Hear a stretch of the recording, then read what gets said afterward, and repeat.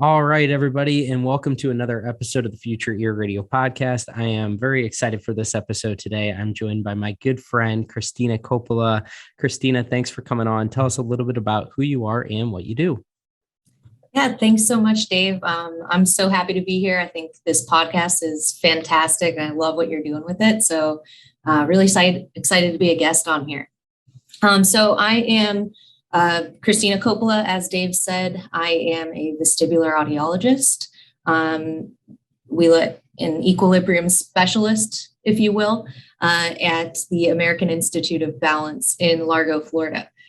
So I went to UCF for my undergrad. I actually majored in, it was an interdisciplinary study track, biomedical science, social science, and health all combined. And then I went to the USF Audiology graduate program and got my doctoral degree in audiology, and was for my fourth year residency or externship, came to AIB. And loved it. The moment I walked on the property, I knew that I wanted to be here. I wanted to be, a part of the team here, and they signed me on after graduation. So since then, I've been a clinician throughout the entirety of me being here. But while I was within my residency, the CSC program kind of started to become less of just an idea talked about, murmured in the hallways, and more so a reality that we're all dealing with. So I kind of watched the CSCs flourish and come to be what it is today. So I've grown to be very involved in that process as well. So if any of the listeners have heard Dr. Joe Sakamura's episode a couple episodes ago, he talked a lot about the CSCs. And so I am a clinical consultant and overreader for that program. And aside from that, I've really just embraced the having students and being a preceptor. And I've since taken over the student program at AIB. So that includes, not only us facilitating preceptorship for our externs, but also we have a university program, which I can talk a little bit about in a few minutes. And we also have the AIB MatchMe program, which I'm really, really excited to talk about today. Well, fantastic. Great to have you on. I've really enjoyed getting to know the whole AIB team over the course of the last year. And it's really cool, like what AIB has sort of seems to embody, which is, you have Richard, and then you have all of these young professionals that he's kind of mentoring, it seems. And I just have really enjoyed getting to know you all and kind of hearing all your different backstories, your different areas of expertise. And it's like you're a high performing team. And I think you all play different roles within that team. Like you said, I had Joe on and he really outlined like the way that the whole CSCs work, these centers of specialty care, but it's way more than just one person. Like there's a whole team behind it. And it seems as if you're all really kind of catching fire with the way that this is becoming a real offering in the industry, and more and private practitioners are hopping on board and making this a part of their offering. So wanted to bring you on to talk about a lot of the different things that you mentioned there in your intro. I guess let's just start with your backstory, how you came into the field of audiology. And it sounds like medicine has been something that's been a theme within your family history. So if you wouldn't mind sharing a little bit about your own backstory. Yeah, absolutely. So I always knew that I was more medically oriented. I come from a family, my mother was actually a respiratory therapist, and my father is a cancer researcher. So he's a gastrointestinal pathologist and has been for many years. So, they've kind of tried through inception or whatnot, to get me to kind of follow along their path. And while, I really knew that I always wanted to do something within the healthcare community, I didn't necessarily want to take on exactly, under their wing. So I kind of had my, I was perusing around in college, the different healthcare realms and things like that. And basically what brought me to audiology was just, I was extremely attracted to neuroscience. and as well as the auditory system. So my whole goal was to couple the two and marry them.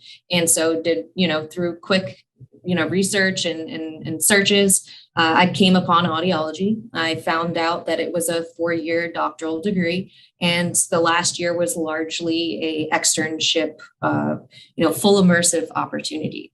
So I came into the program bright-eyed and bushy-tailed for, the first year or two, really soaking up all of that anatomical and physiological information, just really astounded by the mechanisms of the ear and its connection to the brain and so forth. I know you're not an audiologist, but do you know actually like the mechanism of sound entering the system? Everything I've learned is just through conversations like this. I am a layman through and through, but I feel like through osmosis, I've picked up a lot of this stuff. But if you want to describe it, that would refresh just my memory. A quick nerd out. So sound basically enters the ear, moves these bones, which push upon the cochlea, and basically this sound or fluid vibration travels down through the cochlea. Depending on whether or not it's a low frequency or a high frequency, it either travels longer or shorter. So, you can hear men's voices in a big room and not so much women's voices booming. That's because low frequencies travel farther. So they all like resonate on this cochlea, which then stimulate exact, nerves that are tonotopically organized. And then that sends the message up to the brain. So, you think about things as like a single frequency, but we know that all of the noise that we hear around us is layers and layers of complex sound. So the fact that our ears take in that information all, embedded in a matrices on top of one another, and then that signal gets sent up to the brain, and your brain's able to parse out different patterns of things that it recognizes, like speech, environmental noise, and in music. Real time. Just insane, completely, and it's so tiny. It's just insane. So that I was just blown away by, and I needed to do something within this field because I just thought it was so awesome. So, loved psychoacoustics, loved anatomy and physiology, all those really great courses. Then, coming more so at the later years within the graduate program, you get more and more integrated into clinic and less so into like some of the theoretical background of the courses. And so in that, I kind of realized pretty quickly that, it sounds obvious now to say it, but what hearing doctors do is assess and treat hearing loss. And so I know that sounds really obvious now, and for me to say it now, it's like duh. But I felt that I wanted something more multifaceted, and I wanted something more integral between professions. So like I said, my background was in interdisciplinary sciences. And so I really, really valued the idea of, cross-disciplinary communication and multidisciplinary approaches to rehabilitation and treatment. And so that's what kind of guided me towards a practice similar to vestibular science. But I hadn't taken the course yet, and I didn't know too much about it because within audiology and the doctoral programs, my interpretation of it is that essentially they put everything vestibular in a box and you don't touch it until you get there. Whereas with other subspecialties like cochlear implants or pediatrics, different medical audiology, it's all touched upon briefly in every single course. You learn what the candidacy criteria is for hearing aids and cochlear implants, and you learn the different, norms for peds and adults. But you do have that specialty course. You have pediatrics and you have CIs as their own course. But it didn't seem, that's all involved in hearing. So it didn't seem like they had anything in, crossing over between courses addressing vestibular science.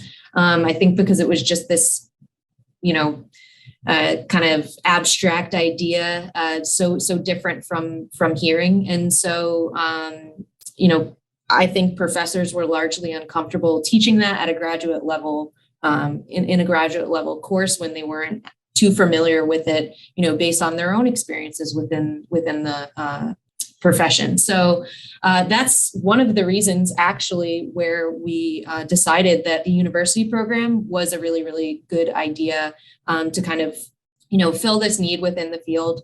So AIB if you don't know, AIB offers a university program to both either universities or students themselves. And essentially it's for per student, no more than the cost of a textbook. And we have all the course outlined. We have video labs. They can have live labs via Zoom with us. And we've constructed the examinations and we grade them and everything. So if a university has an issue filling the role of the vestibular professor, we're able to help them do that so that they can provide their students, world-class education on this subject. And so, I do think that is one of the ways in which we can kind of help and guide the future of audiology to be more accepting for vestibular science.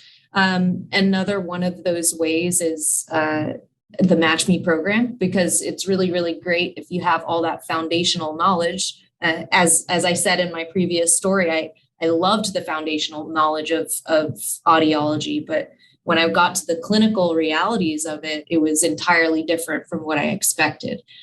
So, the MatchMe program is there to also allow students who are more vestibular oriented opportunities to get clinical experiences. So essentially this is for fourth year or, third year, if you're a third year program, but your externship year, we take your geographic preference and your clinical preferences, and we match you with a site that can fulfill those things. So those sites are sourced from our centers of specialty care, and they are just absolutely crazy about the idea of taking in students. And we're the ones who know, the students that want to be in vestib because they've typically applied to be at our residency. So we're in a really awesome opportunity to help kind of bridge the gap between two parties that have mutual interests. What's so cool is like every single time I interact with you all, it'll be, a few months will have passed and something new comes along. And so for this last iteration, when we were in St. Louis at AAA, I was talking with you and you were describing this whole MatchMe program. And again, it's just one of these things that is it's so brilliant for a number of reasons. So I'll just kind of list out my reasons and then we can kind of start to talk through them. But for me, first of all, I think that if you're a young professional entering into the field of audiology, and that there are these threats on the horizon, well, what can you do to sort of future-proof yourself? One way that you can do that would be to sort of specialize your whole acumen and make your, from a professional standpoint, not only are you an audiologist, but you have some level of specialty so that you're just even more indispensable it just sets you apart that way. The other thing is on the employer side. So a few episodes ago, I interviewed Shadi Chakutati, and I think I got her last name right, maybe not. It's she was describing as a recruiter the challenges that all of the different employers in this industry are facing. And we talked a lot about private practice and why there doesn't seem to be a lot of interest in wanting to go into private practice. And again, I think it's all kind of rooted in this idea of what's the longevity of private practice audiology. And I think if it's rooted in the paradigm of selling hearing aids, I don't know the answer to that question. However, what you're all doing is presenting a totally new paradigm, I think, of it's not a replacement, it's an augmentation. And so I think that that's what's really cool about this is that you've created this thing, with the AIB in general, and then now being able to start to shepherd along the new generation into this specialty and say, first of all, it's going to make you even more valuable in the labor market. Second of all, it's going to provide you with a totally diversified type of revenue stream. And we can get into, you had mentioned, you're doing the overreads, and I think that's a really important part of everything that you do. But I think that ultimately what it comes down to is it just makes your offering that much more compelling, because it's a win-win for both the potential employee, the students, and then also for all the different centers of specialty care that you're feeding these soon to be specialized audiologists into their practices and saying, here's someone that we're training basically on your behalf to be a liaison of the AIB within your own clinic. That's so valuable to me. It really is. And you've got to think, when we go to these conferences and we meet with audiologists and they're buying into the idea, they see the importance of it, and they're ready to put the rubber to the road, but they just don't know how or who will be doing it. The students are just an obvious option, because these audiologists, they're comfortable fitting hearing aids, they're comfortable programming CIs, whatever they're doing within their practice, they're successful at it and they want to keep doing that.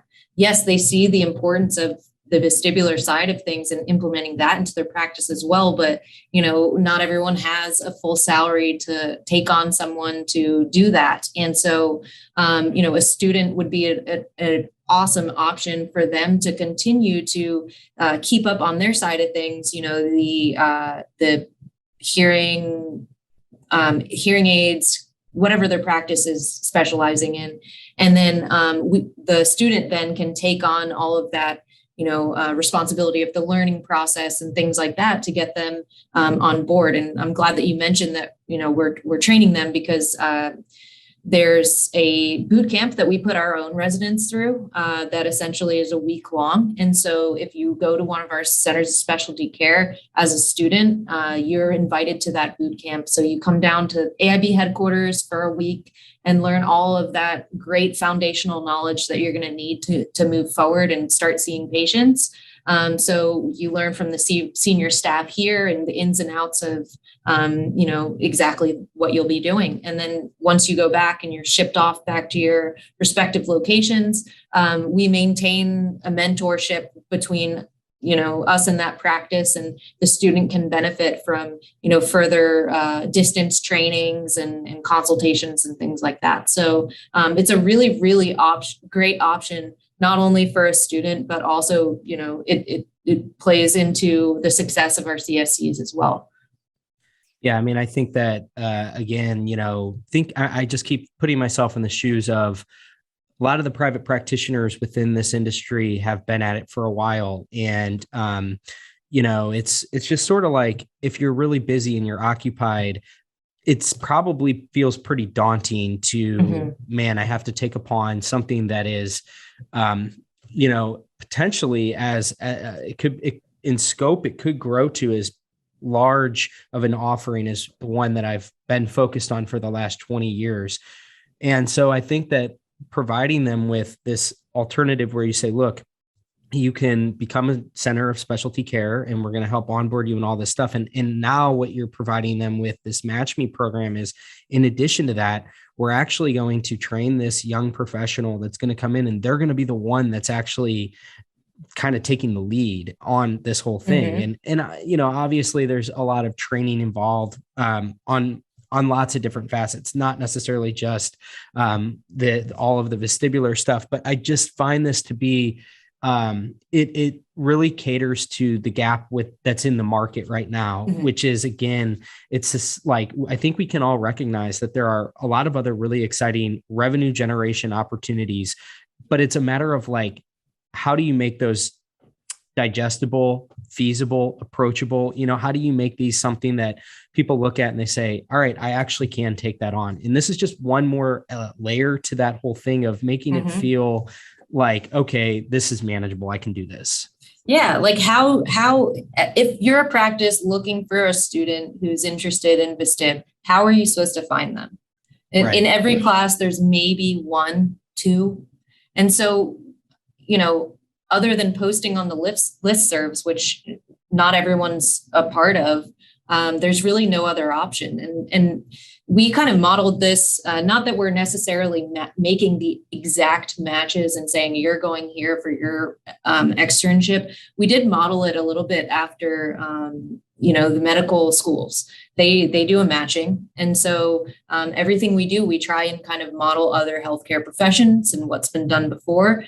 So this is kind of our way, our adaptation of that, where we're just simply putting the student and the sites in contact, making our recommendations and promoting particular students that we have interviewed and see favorable. And then that site can then take on the final interview and ultimately make the final decision on who's the best fit for their practice. So it's an awesome networking opportunity for both students and practices. And I just really kudos to Dr. Gans for making the environment here at AIB such an awesome, welcoming, innovative environment to work in, because as you mentioned before, all of the parts of AIB, like all of the subsects and things like that, all fit into one another perfectly. Like they play into each other the way that gears kind of connect and play into each other, like within an engine, what have you.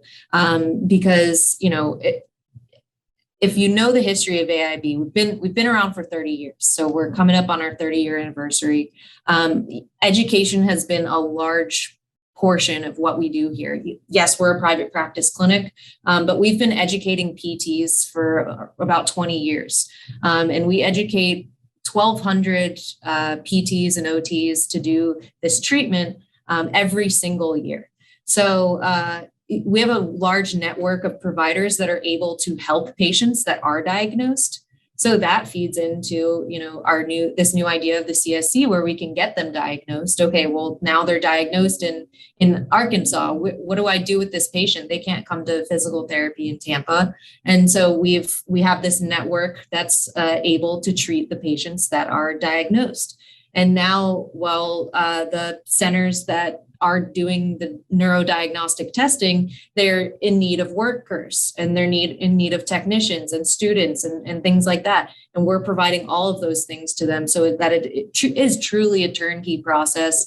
We've not to kind of double over on what Joe talked about in his episode, but really those sites are provided with every single component of how to make that business successful. And like you said, this is just one more part of it. And it's really, really cool to see how a business like this does embrace ideas like that and take it and use those ideas to the fullest potential. I don't know if but when I was a resident, we created a podcast. Actually, we had our student podcast. I did not know that. Yeah, I did not know that. It was called Turning Heads, kind of a play on the Panel 3 positioning maneuvers. But it was a resident podcast made by students for students, and we essentially were trying to be the mouthpiece of our the next generation and letting them know that vestibular science is very, very interesting. It's very fulfilling. It's, very profitable. A lot of what audiology, the hearsay, and what deters a lot of people from going into this specialty is that, you can't make a living just doing vestibular testing. You need to also at least sell hearing aids. And if that's the case, then why not sell hearing aids the entire time? And I think that, as I may have said before, we've proved that time and time again with our centers of specialty care and with their success. Yeah, I had no idea that you had a podcast. That's so cool. Yeah. How many episodes did you guys end up doing? So there was 3. Okay. What happened was the pandemic obviously put us all in, it was difficult to get recordings from a distance and kind of piece them together, especially while some of us were in clinic and some of us were at home. Also, just the nature of the pandemic, different people got COVID at different times. And then also the CSCs were really taking off during that time. So we got pulled more and more into those responsibilities. And it was a really difficult process. I mean, kudos to you for having the podcast. The editing process and all that was just It's a Man, little bit more than meets the eye. yeah, it's daunting. I wish there was a CSE for podcast making. So, I've had people say to me before, like, you seem so optimistic about this whole industry and stuff. And it kind of conflicts with some of the narratives that are peddled that are a lot more doom and gloom. And I am an optimistic person just by nature, but a large part of my optimism is actually derived by the fact that I've met so many people over the last few years that are telling me things that you don't really hear unless you're kind of like actually boots on the ground and you're hearing this stuff at the ground level. And I just think, like, the thing I love so much about AIB is that it's full of young people. And I think that, if anyone has, like, for some of these people that have been in the industry for a while, like, they actually might have an exit plan. So if you're just entering into this, you got a lot on the line here, and there's a lot at stake. And so to hear, you and just all the others that I've met over there, share your optimism for this space and this embrace of, like, thinking differently is so exciting and encouraging. And so I'm just curious, like, I've met a lot of the core AIB people, but with MatchMe and all that, like, how has this gone so far? And, what's kind of been the response of some of these young professionals that are just entering into the industry? I mean, is this being well received? Are they looking at this and are excited about, hey, I didn't really even learn this stuff that much within my graduate program, but now I'm learning more, and I'm realizing that I really want this to be a focus of how I build up my own skill set within this profession. I mean, what's kind of been like your overall, the reception toward this from the students? Yeah, no, that's actually a really good question. I'm glad you asked that. So really, I think the initial response to kind of, hearing about the MatchMe program is what students hear in their brain is, hey, oh my gosh, I can apply to this one person, and my application can essentially, if I had no quarrels with living situation or clinical, preferences, it could be blasted to 70 different sites or however many different sites choose to participate in this. And so it takes a lot of the load off of the student, and that work, that anxiety when you are applying to different externships. Where do I apply? What's a good program? Because we're able to kind of speak for that student and also speak for that practice and try and match a really good fit. But essentially, I mean, it's a no-brainer to me. If I was a student, I would definitely apply to the MatchMe program, as well as AIB's program, because, it's just, to be honest, a really, really great opportunity for them. And back to your point about, like, kind of what their thought process is with that, is a lot of the students who do get onto the interview with me and we're talking about, what their goals are and what we're looking for.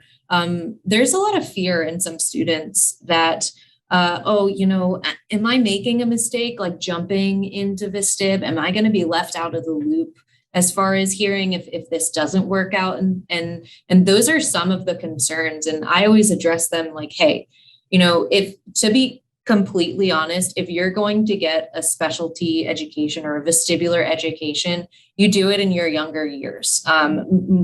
No, these opportunities are not available for clinicians who have been in the field for many years. It's, either you come into it with that background or you don't. On the other side of things, you went to school for audiology. You learned 99% of your courses were about hearing. And there's so many different opportunities, so many different places where you can work, and you can gain that knowledge. Not to mention the fact that there's obviously new technology coming out every year. So it's almost like even the devices 4 years ago can be obsolete at times. Right. So you're having to relearn them anyways. Those are kind of my words of encouragement to the student, and they usually receive that really well. And especially, when I talk about how AIB has adopted a very medical kind of perspective on things. We really do believe in interprofessional collaboration, and we often are on the phone with neurologists, with primary care physicians, ENTs, to kind of educate those facilitators on what we're doing and what we're seeing and what we see within the research, and at the same time gain their insight. It's one of the reasons why we're at all of these other conferences that aren't audiology based. We were just at the American Academy of Neurology. We go to conferences all over the world in many different professions, and so that we can advocate for our own profession and for the utility that we can provide the greater healthcare space.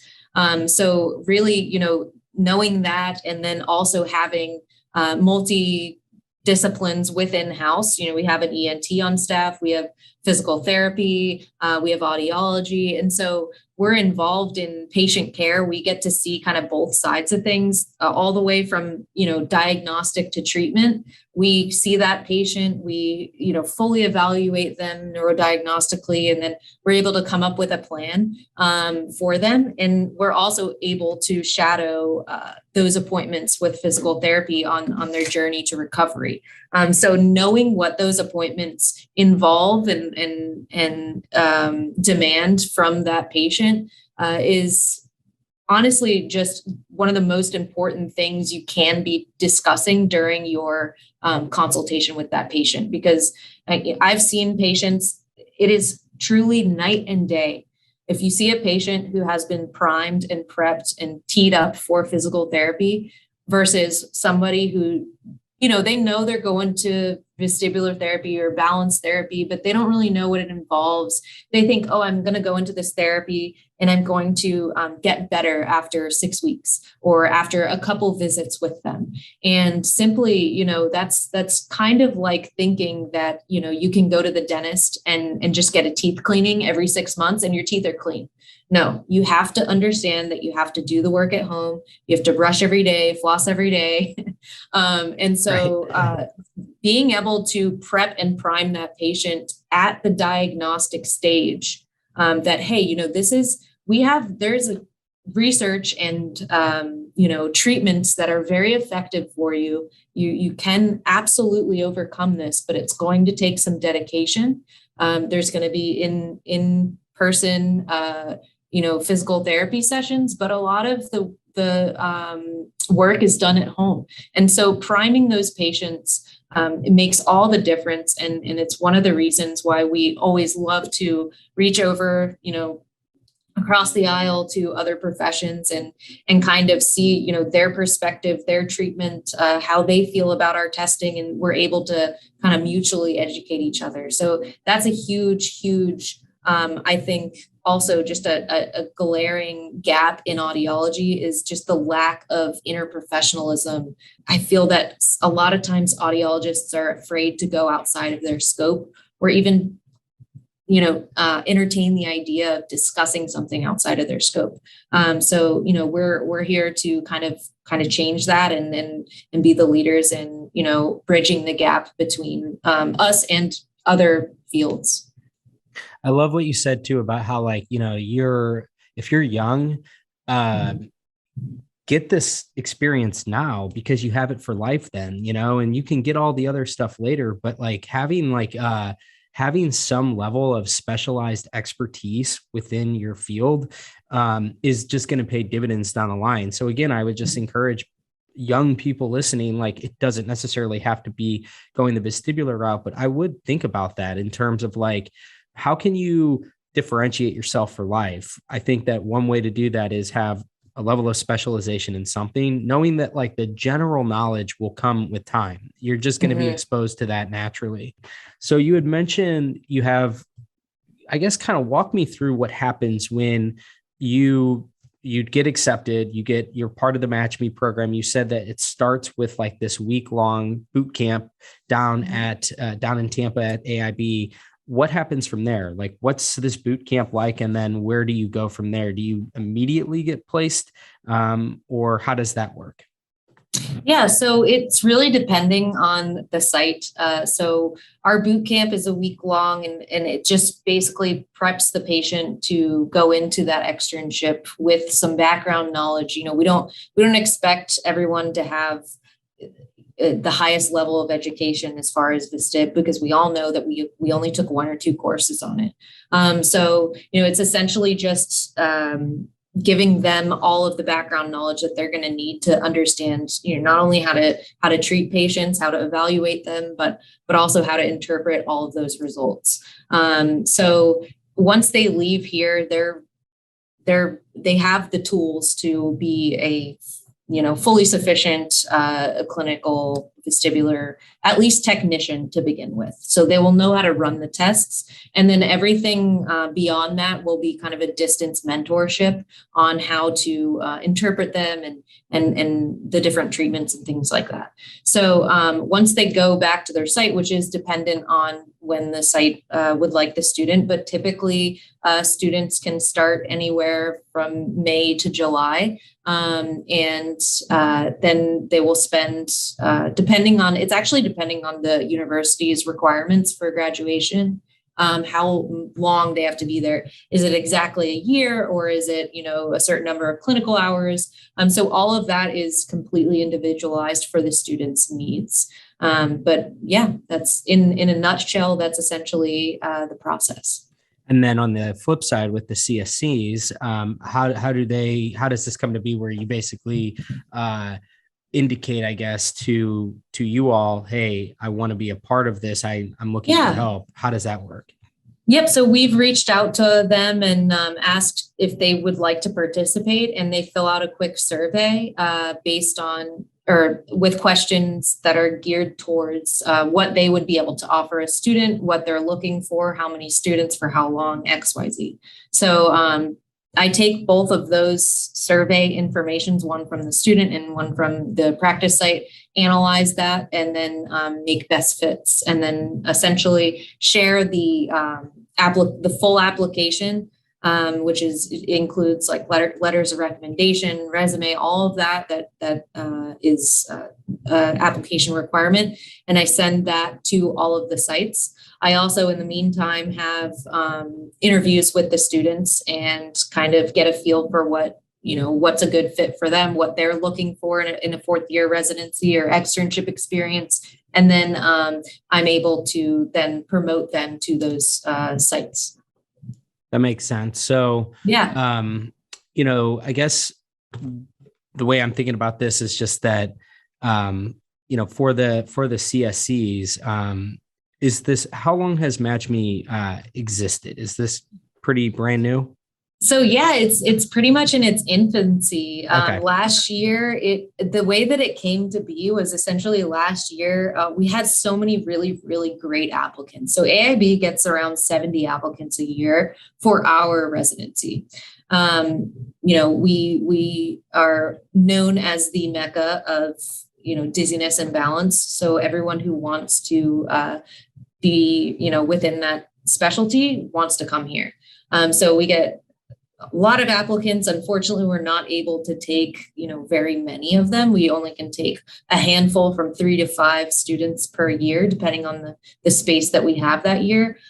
So we end up with all these really, really great, optimistic, smart students really wanting a background in vestib. And at the same time, it was just coming to be that the CSCs were growing just immensely. It seemed like every month we were signing on, a few different practices. And they all had this kind of concern of, who's going to be able to see patients, because Right. They would, you start slow, you start with what you can handle. And then as quickly as you're ready to increase your patient load, we allow that, and we support that in different ways. We get people in the door when you're ready to have them in the door. So a lot of these practices pretty quickly end up with full schedules of dizzy and imbalanced patients. So they quickly realize this. They're almost We need victims help. of their own success. Yeah, exactly. And so this at the same time was occurring, and I just really thought that it was an obvious option. Well, these students could fulfill these needs for these practices could fulfill these needs for these students. And so that's kind of where the MatchMe came to be. And it was only, last year, we didn't even have like a process in place. We started, suggesting students to certain sites that we really felt strongly for, but couldn't necessarily take. It turned out that a lot of sites, really wanted students, and a lot of students ended up going to those sites. So yeah, basically, as I was saying, the AIB just it has this environment that allows you to kind of, they support all of your ideas, and so that you can bring them to fruition. And it's allowed me to kind of mold this MatchMe program into, something that it wasn't last year. It's like I said, in its infancy, and I can foresee in the next year that it will be entirely different than it is this year. It's only going to grow and mature as our programs also grow and mature. And I even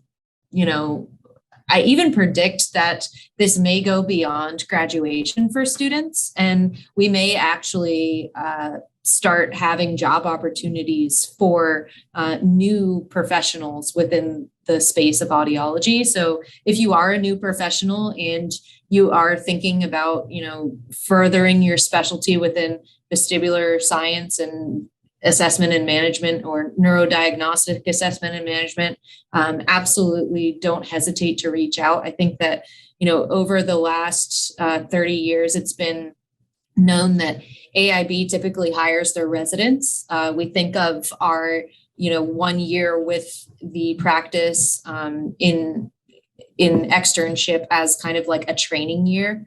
And so that when you come and you graduate, you're fully hireable. And so AIB has been very, very known to hire on their residents. But I do think that as we expand, there's other job opportunities for people coming from outside of AIB to be involved in at least some of the things that we're doing. So I think that that's on the horizon, and that's something really, really exciting to look forward to.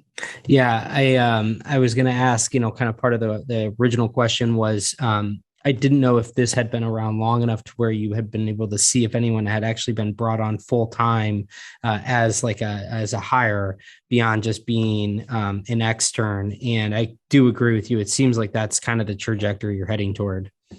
Yeah, yes, people have absolutely been hired on, even just in the last year from the infancy of MatchMe. But I do think that, people who weren't even associated with CSCs in the future could contact AIB and have potential job opportunity somewhere in the field.